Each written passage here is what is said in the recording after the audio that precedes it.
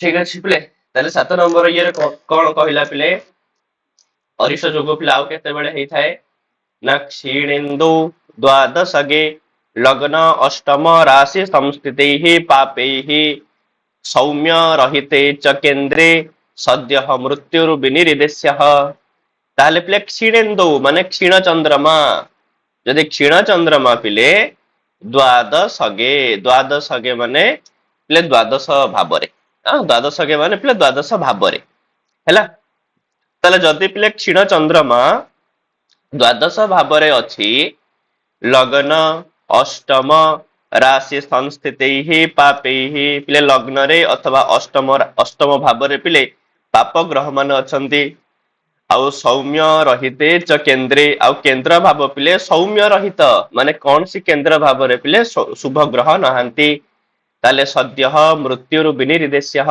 ताले मध्य तुमे संगे संगे मृत्यु हब बोली मध्य कौन करि परिबो फल देश पिले करि परिबो हैला ता जेते बेले क्षीण चंद्रमा पिले द्वादश स्थान रे थाए लग्न भावरे अष्टम भावरे पाप ग्रह माने थांती एवं केन्द्र भावरे पिले कौनसी भी शुभ ग्रह न थाए सेतेबेले शिशुर शीघ्र मृत्यु हुए बोली कहा जाए। ए सब पिले जो अरिष्ट माने शिशुर केबे हेले पिले वयस्क मानक जातकर ये कर दबनी आ ठीक अछि जो जो व्यक्ति 12 वर्ष रु टपी जाईछि ता जातकर एगुडा को देखिबनी ठीक अछि ए जो अरिष्ट जो हम जहा पढुछे ना 12 वर्ष रु ऊर्ध्व कौनसी व्यक्तिर जातकर ए सब जिंस देखा जिवो नाही हैला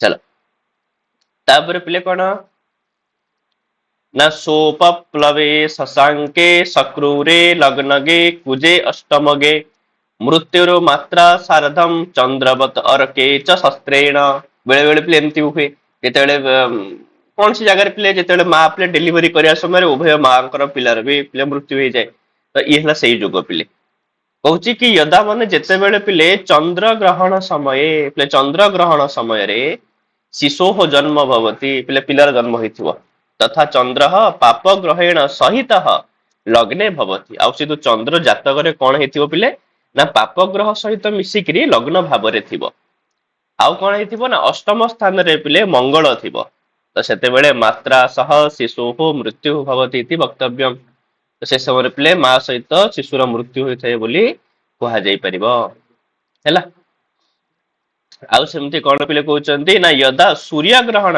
ये चंद्र ग्रहण गला सेमती सूर्य ग्रहण समय रे भी पिले यदि शिशुर जन्म होइथिबो एठी थिला चंद्र एठी कहउची रवि पिले यदि रवि पाप ग्रह सहित लग्न रे थिबो आउ अष्टम भाव रे मंगल थिबो ताहाले भी पिले मात्रा सह शिशुः मृत्यु शस्त्रेण भवति पिले शस्त्र द्वारा ही थाए शस्त्र उपचार जेमति आजिकल तो अस्त्र उपचार सब होउची तो ता द्वारा मध्य पिले हबो बोली कहा जाई परियो हैला तो दीटा पिले जोग ठीक अछि आउ कौन कहउचंदी पिले ना लग्न द्वादश नवम अष्टम संस्थैः चंद्र सौरी सूर्य आरैः जातस्य भवति मरणम यदि न बलयुतः पतिर्वचसाम देख कहूची पिले कि जदि पिले लग्ने माने लग्न रे चंद्र लग्न रे थियो पिले चंद्र द्वादश भावे शनि पिले द्वादश भाव रे थियो शनि नवम भावे सूर्य नवम भाव रे थियो पिले सूर्य अष्टम भावे मंगल भवति पिले अष्टम भाव रे थियो मंगल तथा बृहस्पति ही बलहीन भवति आ बृहस्पति जातक रे पूरा दुर्बल थियो पिले काहे ना कुहा जाए जातक रे जदि पिले एकमात्र बृहस्पति ही पिले स्ट्रांग अछि ना ठीक अछि एमान ए जो बृहस्पति यदि स्ट्रांग थिबो जातक रे पिले जेते जहा जोग खराब थिले भी सब पिले टळी जीवो बृहस्पति करे सेते पावर अछि पिले ठीक अछि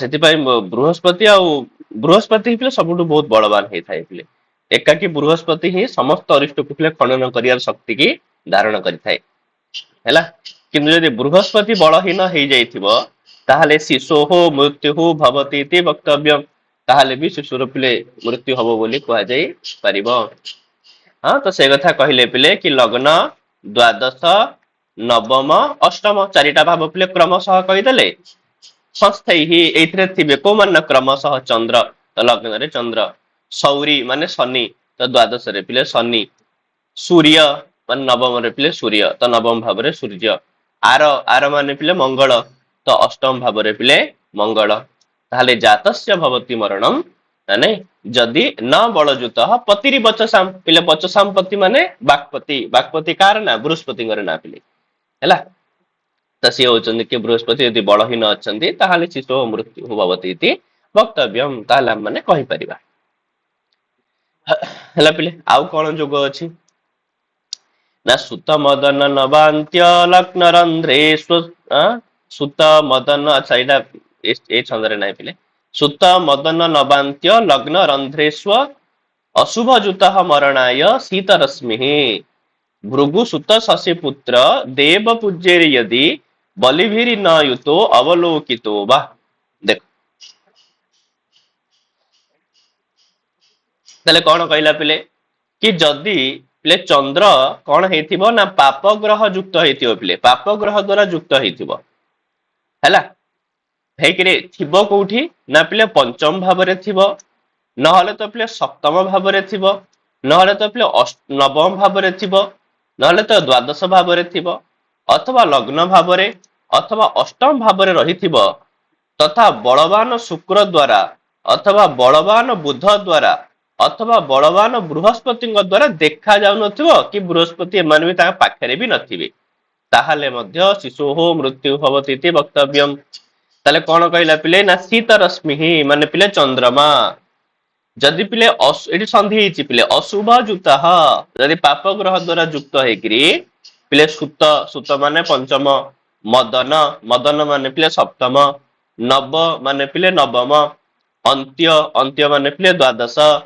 तापरे पिले लग्न माने लग्न रंध्र रंध्र माने अष्टम जदि एई भाव रे रहिला आउ भृगुसुत पिले भृगुसुत होचंदी पिले हमर शुक्र शशि पुत्र माने बुध देव पूज्य माने बृहस्पति एई मानक द्वारा माने केमिति काई मानक द्वारा ना बलि भी पिले बलवान बलवान शुक्र द्वारा बलवान बुध द्वारा बलवान बृहस्पति द्वारा जदि न जुत अवलोकितो वा जदि ना तो युक्त हेथिबो ना तो से चंद्र के माने केही देखुथिबे ताहाले पिले मरणाय वक्तव्य बुझला पिले तो से भाई ए अनुसार मते बुझी थाओ पिले श्लोक हिसाब रे ठीक अछि काने श्लोक जि मन रखि दला तम माने निज ये रे मते अर्थ करि के लिखि दाओ पिले हैला चला आउ कोन पिले अरिष्ट जोग सब अछि न योगे स्थानम गतवती बलिनः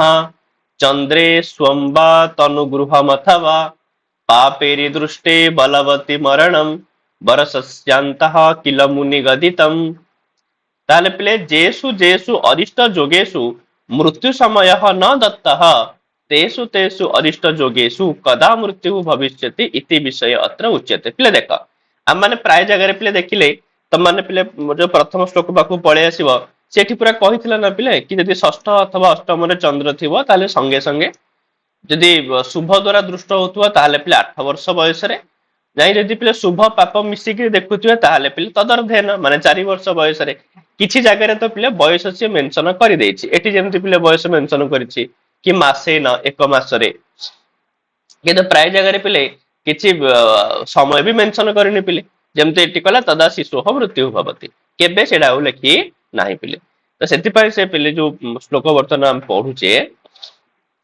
सेथिरे कोन कहिला पिले सेथिरे कहूची कि पिले जो जो जगह रे अरिष्ट जोगरे पिले मृत्युर समय दिया जाइनि पिले केबे हबो कुहा जाइनि तो से सब अरिष्ट जोगरे पिले केबे मृत्यु हबो केमिति जानिबा तो सेही विषय रे पिले श्लोकटी कहला गला पहिला जातकस्य जे ग्रहाः अरिष्ट जोग कारकाः तो जातक रे पिले जो जो ग्रह माने पिले अरिष्ट जोग करउछंती तेसा मध्ये से मानक भितरे पिले यह बलवान तो जो जतिटा ग्रह थिबे एतिटा ग्रह तार अरिष्ट जोग पिले करउछंती जथा उदाहरण पय पिले मु तमो कहूछ मन कर ए जिनछडा माने मन कर ए श्लोकटी को नबा जनक जातक रे पिले ए जोगटा मन कर अछि तार पिले लग्न रे चंद्र अछि द्वादश रे पिले शनि अछि नवम रे पिले सूर्य अछि अष्टम रे पिले मंगल अछि हैला आ बृहस्पति मध्ये बलहीन ताहले या जातक पय पिले को माने अरिष्ट जोग पिले करूछंती ना पिले चंद्र भी करूछि ए अरिष्ट जोग रे पिले चंद्र भी शामिल अछि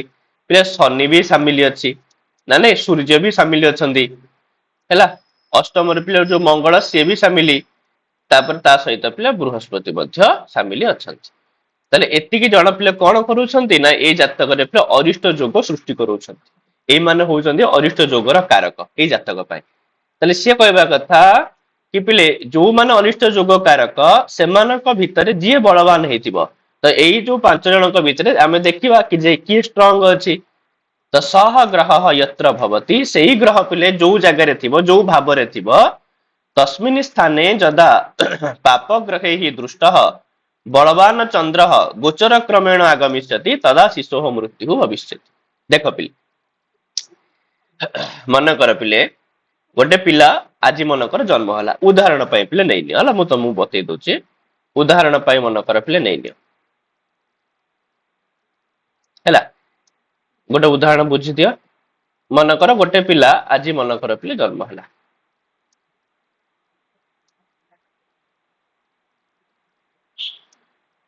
ହେଲା ଜନ୍ମ ହେଲା ପିଲେ, ତ ତାର ସେଇ ଯୋଉ ଯୋଗ କହିବା ଅନୁସାରେ ପିଲେ ଆମେ ଗ୍ରହ ମାନଙ୍କୁ ବସେଇଦବା। ସେ କହିଥିଲା କଣ ନା ପିଲେ ଲଗ୍ନରେ ରହିବ ଚନ୍ଦ୍ର, ଦ୍ଵାଦଶରେ ରହିବ ଶନି। ତାହେଲେ ଲଗ୍ନରେ ପିଲା ଆମେ ଚନ୍ଦ୍ର ଲେଖିଦବା, ଦ୍ଵାଦଶରେ ପିଲେ ଶନି ଲେଖିଦବା ହେଲା। ତା ଜାତକରେ ଏମିତି ସବୁ ଯୋଗ ଅଛି। ଦ୍ଵାଦଶରେ ଶନି, ନବମ ଭାବରେ ସୂର୍ଯ୍ୟ, ଅଷ୍ଟମ ଭାବରେ ମଙ୍ଗଳ। ନବମ ଭାବରେ ପିଲେ ନବମ ଭାବ 7, 8, 9 ନବମ ଭାବରେ ହେଲେ ପିଲେ ସୂର୍ଯ୍ୟ, ଅଷ୍ଟମ ଭାବରେ ପିଲେ ମଙ୍ଗଳ ହେଲା। ନବମରେ ସୂର୍ଯ୍ୟ, ଅଷ୍ଟମରେ ମଙ୍ଗଳ, ତା ସହିତ ପିଲେ କଣ ନା ବୃହସ୍ପତି ପିଲେ ବଳହୀନ। ତ ବୃହସ୍ପତି ବଳହୀନ ମାନେ ବୃହସ୍ପତିଙ୍କୁ ପିଲାମାନେ କର୍କଟ ରାଶିରେ ହିଁ ରଖିବେ, ସରି ମକର ରାଶିରେ ରଖିଦବା ପିଲେ, କାହିଁକିନା କର୍କଟରେ ସେ ପୁରା ଉଚ୍ଚ ଆଉ ମକରରେ ହେଲେ ସେ ପୁରା ନିଚ ହେଇଯିବେ। ତ ଗୋଟେ କାମ କରିବା, ମକର ରାଶି ପିଲେ ଏଇଟାକୁ ମନେକର ଆମେ 10 ବୋଲି ଧରି ନବା ହେଲା। ଏଇଟା ଦଶମ ଭାବ, 10 ହେଲେ ହିଁ ମକର ରାଶି ହବ ନା ପିଲେ। ଯଦି ଏଇଟା 10 ହେଲା ତ ସେଇ ହିସାବରେ ଆମେ 9, 8, 7, 6, 5, 4, 3, 2, 1 ନା ନାଇଁ ପିଲେ। ଆଚ୍ଛା 1 ହେଲା ପରେ ଏଇଟା 12 ହେଇଯିବ ନା, ସରି 12, ଏଇଟା ପିଲେ ହେଇଯିବ କଣ 11। କ୍ରମଶଃ ପିଲେ ଏମିତିଆ ଇଏ ମଧ୍ୟ ହେଇଗଲା। ବୃହସ୍ପତି ରଖିଦବା ପିଲେ ଏଇଠି ହେଲା, ବୃହସ୍ପତି ମନଙ୍କ ରହିଗଲା ପିଲେ ଏଇ ଜାଗାରେ। ତାହେଲେ ଏଇ ଜାତ ସେଇ ଯୋଉ ଯୋଗ ହିସାବରେ ତା ଜାତକରେ ପିଲାର ଜାତକରେ ଏଇଭଳିଆ ଯୋଗ ପିଲା ଅଛି। ତାହେଲେ ହଉଛି ସିଏ କହିବା କଥା କି ଏଇ ଯୋଉ 5 ଜଣଙ୍କ ଭିତରେ ଯିଏ ବି ଷ୍ଟ୍ରଙ୍ଗ ଥିବ ପିଲେ, ତ 5 ଜଣଙ୍କ ଭିତରେ ଆମେ ଷ୍ଟ୍ରଙ୍ଗ ପିଲେ କାହାକୁ ଦେଖିପାରୁଛେ କହିଲ? ପିଲେ 5 ଜଣ ଭିତରେ ଷ୍ଟ୍ରଙ୍ଗ ଏଠି ଅଛି ସୂର୍ଯ୍ୟ ପିଲେ। କାହିଁ କହିଲ? ସୂର୍ଯ୍ୟ ପିଲେ ମେଷ ରାଶିରେ ଅଛି। ଆଉ ତମେ ଜାଣିଥିବ ସୂର୍ଯ୍ୟର ପିଲେ ଉଚ୍ଚ ରାଶି ହଉଛି କଣ? ମେଷ। ସୂର୍ଯ୍ୟ ମେଷ। ପିଲେ ମେଷରେ ଉଚ୍ଚ ହୁଏ, ତୁଳାରେ ପିଲେ ନିଚ ହୁଏ। ତାହେଲେ ସୂର୍ଯ୍ୟ ହଉଛି ସବୁଠୁ ଷ୍ଟ୍ରଙ୍ଗ। ତାହେଲେ ସିଏ କହିବା କଥା ପିଲେ ସୂର୍ଯ୍ୟ ହଉଛି ସବୁଠୁ ଷ୍ଟ୍ରଙ୍ଗ ଗ୍ରହ ପିଲେ।